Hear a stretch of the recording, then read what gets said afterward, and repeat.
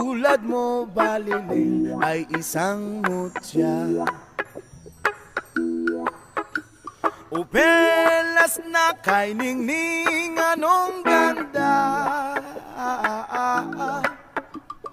Tulad mo'y bituin sa kalangitan,